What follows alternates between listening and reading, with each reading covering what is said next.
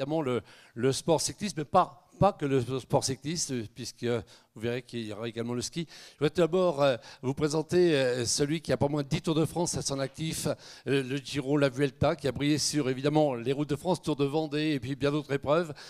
Maintenant, la reconversion était toute promise grâce à Laurent Fignon. Il a passé de l'autre côté avec brio, puisque nous accueillons évidemment celui qui est également le directeur de Paris-Nice, François Lemarchand. François, pour Amaury Sport Organisation, mais nous accueillons ici avant tout le champion que tu es. Merci François, c'est un honneur de te saluer. Que dire c'est petit clin d'œil. Oh, pour nous, il est pratiquement français. Évidemment, par 2 fois, il était tout près du podium du Tour de France, mais il a vaincu sur les routes de France, sur le Midi-Libre, double vainqueur du Dauphiné, vainqueur sur les routes des étapes du Tour de France, étape à la Vuelta, au Tour de Romandie. Laurent Dufaux va nous rejoindre, mesdames, messieurs, je crois qu'on peut le saluer. Ce grand personnage, championnat de Zurich, championnat de Suisse, la montagne, la route. Il a vaincu sur les routes du Tour de l'Avenir. Auparavant, il avait le maillot tricolore de champion de France amateur. Par la suite, eh bien, il était un des lieutenants d'un certain Miguel Indurain pour lui tirer des bouts droits, pour être à tout moment à ses côtés. Nous accueillons M. Thomas Davy pour la société Écueil.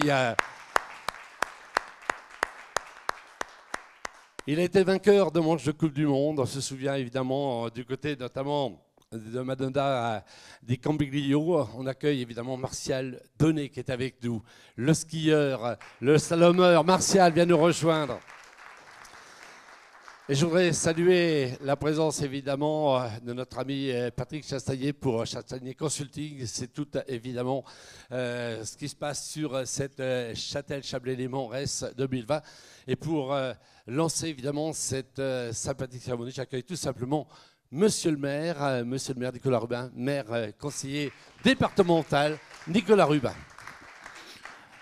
Merci.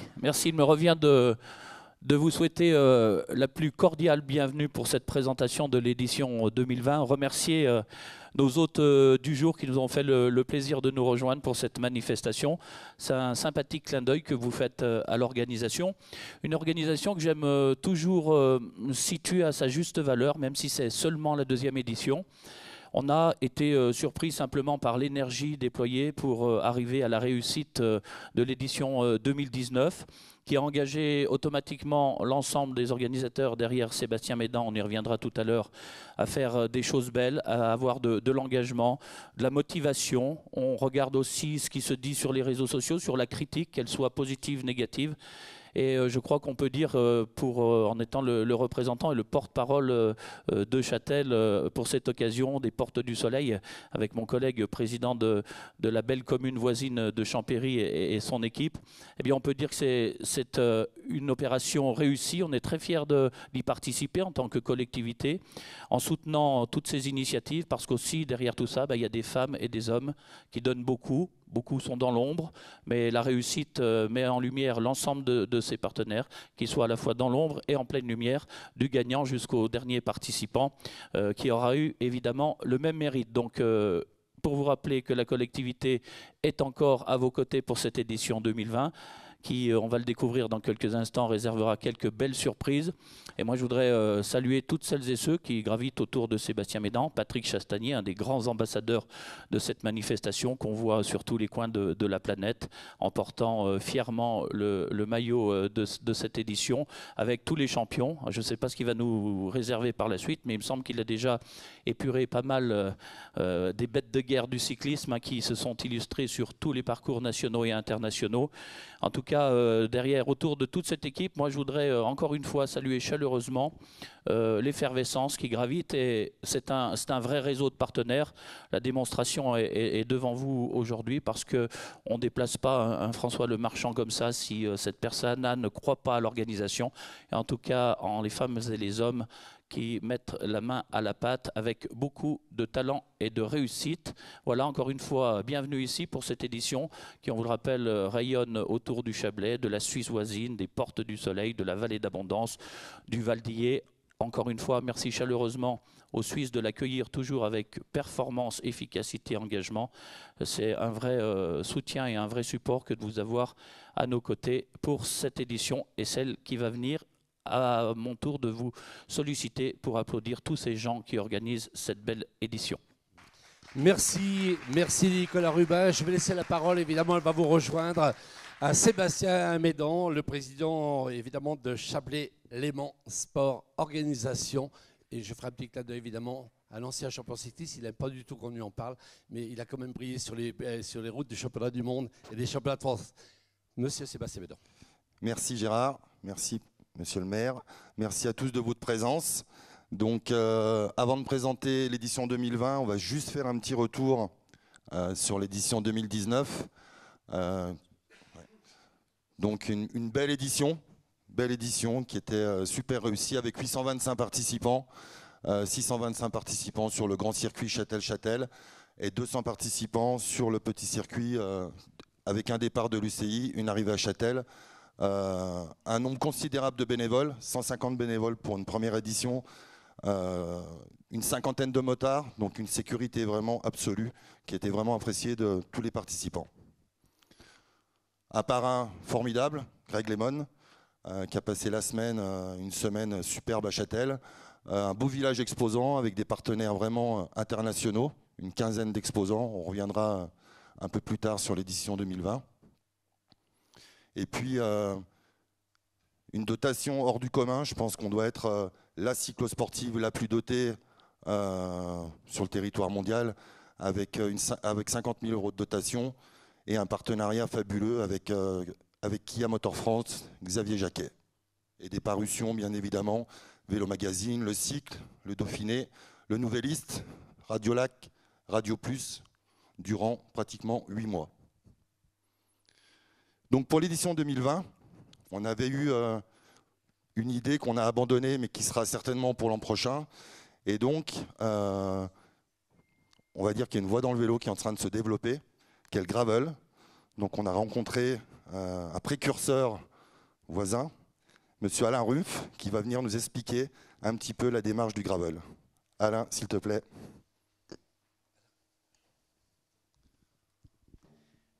Voilà, le gravel, c'est un plaisir pour moi de vous en parler, mais je me sens un petit peu comme un imposteur ici, parce que je suis un routier pur et dur. Ça fait plus de 35 ans que je fais de la route, comme coursier, comme pratiquant. Pour moi, le vélo, ça se passe sur la route. J'aime bien sentir l'adhérence de mes pneus sur le bitume. Et donc, les cailloux, les racines, la terre, tout ça, c'est pas trop mon truc. Néanmoins, ces dernières années, mon horizon s'est élargi. Et puis, j'ai découvert cette pratique du gravel. Et pourquoi est-ce qu'elle me plaît ? Je pense qu'il y a deux raisons. La première, c'est que ça ouvre des nouveaux horizons. Ça permet de partir à la découverte de nouveaux endroits, de nouvelles routes sur son vélo. Quand on arrive au sommet d'un col, en routier, qu'est-ce qu'on fait? On redescend de l'autre côté. En gravel, on arrive au sommet d'un col, on continue. On voit une petite route pas goudronnée. Sur son vélo de gravel, qui est équipé pour ça, on peut continuer, on peut aller plus loin, plus haut et découvrir des nouveaux endroits. Ça, c'est une chose.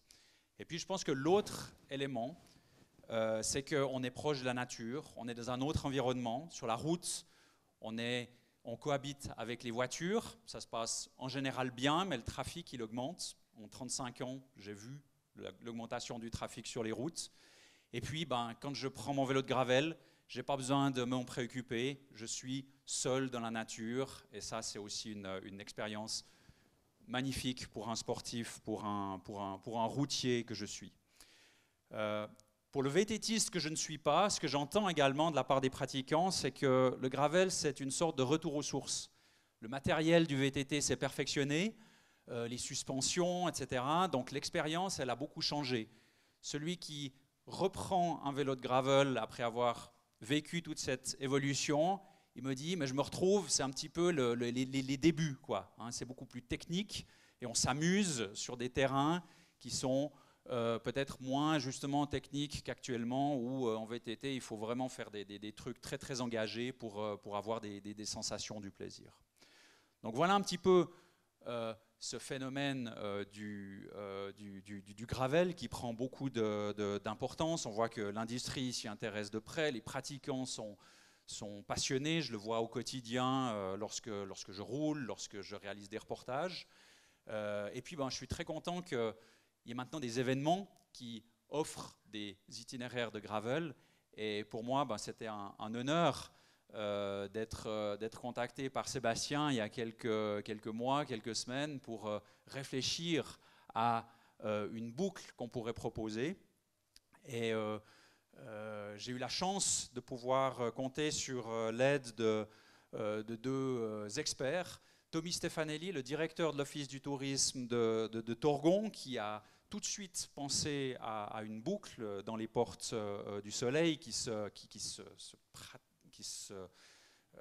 offre un terrain fantastique pour la pratique du gravel. Également Jean-Yves Vassali, cycliste, figure locale depuis bien longtemps, qui lui aussi a rajouté un petit peu son grain de sel dans ce parcours que j'ai découvert dans son entier il y a quelques semaines. Avec mon ami Luca, on est parti avec mon appareil de photo et on a étudié ce parcours, on l'a documenté et vous le découvrez ici. Donc je vais rapidement passer sur ce parcours, mais un départ après la Joux, passage à Châtel, un passage très très sympathique entre Châtel et la Chapelle d'Abondance, le long de la rivière, assez ludique comme ça, sur un joli petit chemin, avant d'aborder la difficulté principale, à mon sens, de ce parcours, qui est le col de Recon, qui commence sur le bitume et qui se termine en gravel. Parce que c'est peut-être ça aussi, je dirais, ce qui est intéressant avec le gravel, c'est que ce n'est pas que du terrain. Donc on n'est pas toujours à la recherche du terrain et on peut alterner des routes goudronnées, du terrain, des petites routes. Et ça permet beaucoup de créativité. Et je crois que ce parcours en est la parfaite illustration. Au col de Recon, on entre en Suisse avec une petite partie assez technique, assez raide comme ça. C'est très court. Les meilleurs au plan technique passeront facilement à vélo. D'autres, peut-être, marcheront 100 mètres, 200 mètres pour passer ce passage. Mais le parcours est vraiment à la portée de cyclistes de tous les niveaux. La buvette de la Bourrie, on descend sur le village de Torgon avec un ravitaillement chez nos amis de Torgon. Et puis ensuite, on repart en direction des portes de Cullet, sans redescendre dans la vallée. Donc le routier, lui, s'il est à Torgon, qui veut aller aux portes de Cullet, qu'est-ce qu'il fait? Il redescend dans la vallée et il remonte jusqu'au col. En gravel, qu'est-ce qu'on a? On a des raccourcis, on traverse à travers la forêt, dans un des paysages superbes. On voit la vallée du Rhône, en direction des portes de Cullet, qu'on rejoint. Et même chose, après, au lieu de redescendre jusqu'à Morgin et de remonter jusqu'au pas de Morgin, on prend un petit raccourci ludique qui nous ramène au col, au lac, et puis ensuite on rejoint l'arrivée à Châtel. Donc voilà pour ce parcours. Vous découvrez le profil ici. Donc pour moi, le col de Recon est plus difficile que les portes de Cullet, qui ont quelques replats, mais on voit que en termes d'altitude, on est à peu près dans les mêmes difficultés, 700 mètres de dénivellation pour les deux difficultés.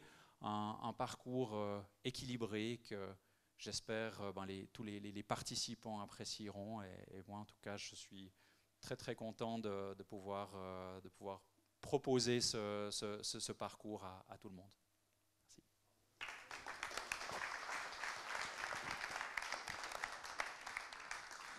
Merci Alain. Donc voilà, nouveauté le 11 juillet avec cette gravel. Concernant la cyclosportive, on n'aura pas beaucoup de changements. L'année dernière, on avait un départ au parking du Lingat.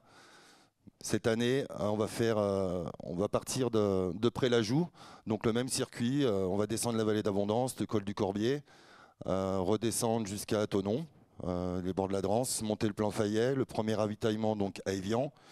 tout le bord du lac, la douane à Saint-Gingolph, la route au bord du Rhône jusqu'à Aigle UCI, avec un deuxième ravitaillement, et puis la montée et la fameuse montée des Rives sous les Dents du Midi, un ravitaillement à Champéry, et puis le retour, le col de Morgin et la montée sur Pré-la-Joux. Donc à peu près pareil que de l'an dernier, avec le départ de Pré-la-Joux, ce qui facilitera les parkings, on aura tout sur place, avec un dénivelé de 2718 mètres pour 153 km. Concernant le petit circuit, ça sera la fin du grand. Donc départ à l'Union cycliste internationale, la montée des Rives, le ravito à Champéry, le col de Morgin et l'arrivée à Pré-la-Joux. Avec 71 km pour 1685 mètres de dénivelé. La dotation, on a monté d'un cran. Voilà, 70 000 € de dotation. Toujours le partenariat avec Kia Xavier Jacquet, donc 2 voitures au tirage au sort. Et 24 catégories récompensées, 12 hommes et 12 femmes. Tous nos partenaires, donc il faut savoir qu'on a plus de 60 partenaires. 100% des partenaires repartent avec nous cette année. Plus on est encore en négociation aujourd'hui avec d'autres partenaires qui vont arriver. Donc c'est vraiment de bon augure pour cette nouvelle édition. Et puis on a décidé pour un des participants, puisque les engagements démarrent aujourd'hui à midi, et au 31 décembre, je pense qu'on va faire un heureux. Et parmi tous les engagés, on va offrir un voyage à l'île Maurice pour 2 personnes. Donc je pense que le 31 décembre, il y en a un qui va bien commencer l'année. Ou la finir. Et puis, chose importante, cette année, on a décidé, avec nos amis, merci de votre présence du Lions Club, un pourcentage des inscriptions sera reversé pour les enfants dans les hôpitaux du Léman. Voilà, la présentation va toucher à sa fin. On va vous présenter la bande-annonce. Je remercie Germano Duarte pour cette bande-annonce. Voilà, donc merci. Je crois qu'on peut saluer évidemment toute l'organisation avec Sébastien. Et on va donc avoir l'édition 2020 par l'image. On vous remercie évidemment et on salue encore très chaleureusement François Lemarchon, Laurent Dufaux, Thomas Davy, Martial Donnet, avec Patrick Chassagnier, avec également, il ne faut pas oublier nos amis de Vélo Magazine, avec notre ami Stéphane qui est avec nous, FEX, c'est évidemment toute la communication. Bravo et merci à tous de votre présence. On va voir maintenant les images, mon cher Sébastien, et ensuite je vous laisserai le mot de la fin.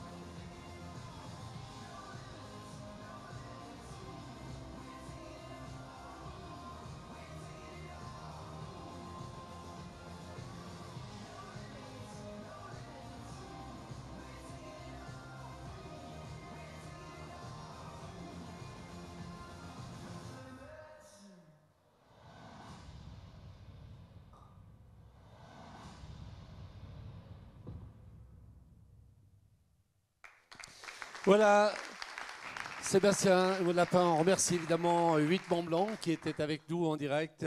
Sébastien. Et moi, je voudrais remercier, parce que tout cet événement, c'est un boulot énorme, et ce n'est pas une personne. Donc j'aimerais appeler déjà toute mon équipe, à commencer déjà par Patrick Chastanier, qui est le responsable Marc Média, qui fait un boulot exceptionnel. André Acosta, qui s'occupe de toute la communication, les réseaux sociaux. Pareil, c'est un boulot énorme. Notre trésorier, Frédéric Berruyer, directeur également de Swiss Music Production à Genève. Et puis, une personne fabuleuse, Patrice Michelot, qui fait un travail exceptionnel côté suisse, région des Landes du Midi, la police, les douanes, le ravito à Champéry. Bravo à lui aussi.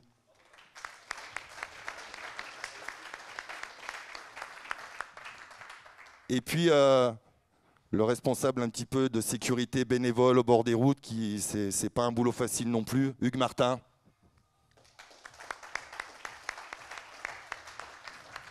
Et notre secrétaire qui s'occupe aussi de tous les bénévoles dans le village, et ça aussi c'est un boulot énorme, Céleste Gillet.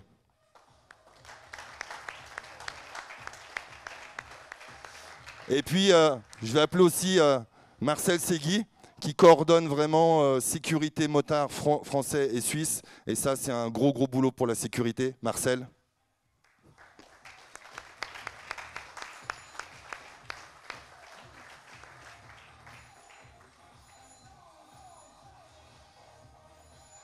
Et puis bien sûr, un remerciement énorme à tous les bénévoles, à tous les partenaires, à monsieur le maire, qui a cru en cette épreuve et qui continue pour l'année prochaine. Donc voilà, merci à tous et au mois de juillet 2020. Voilà, on peut saluer toute l'équipe évidemment qui accompagne Sébastien, merci. Et puis je crois que maintenant, eh bien, vous êtes cordialement invités à la fois par monsieur le maire et Sébastien. Donc à la pause, le verre au cocktail. voilà. Merci. Merci à toutes et à tous, merci.